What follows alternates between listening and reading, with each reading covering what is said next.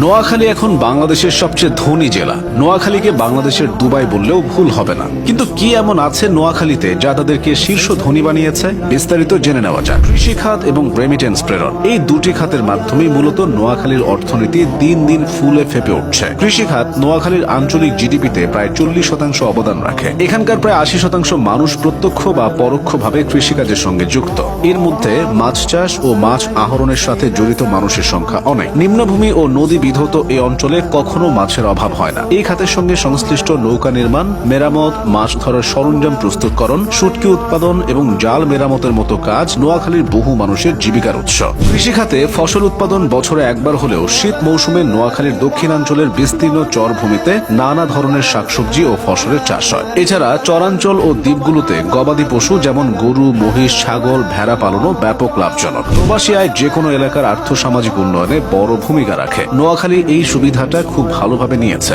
বিদেশে যেতে হলে উল্লেখযোগ্য পরিমাণ অর্থ বিনিয়োগ করতে হয়। নোয়াখালীর মানুষ যত সহজে বিদেশে যাওয়ার জন্য অর্থ জোগাড় করতে পারেন, অন্য জেলার মানুষের পক্ষে তা জোগাড় করা কষ্টসাধ্য। কর্মসংস্থানের সন্ধানে নোয়াখালীর বিপুল সংখ্যক মানুষ মধ্যপ্রাচ্য, ইউরোপ ও অন্যান্য দেশে অভিবাসী হচ্ছেন। বিদেশে কর্মরত নোয়াখালীবাসীর পাঠানো রেমিটেন্স বাংলাদেশের অর্থনীতিতে ফুয়েল হিসেবে কাজ করছে। রেমিটেন্স প্রেরণের দিক থেকে নোয়াখালী দেশের শীর্ষস্থানীয় জেলাগুলোর মধ্যে অন্যতম।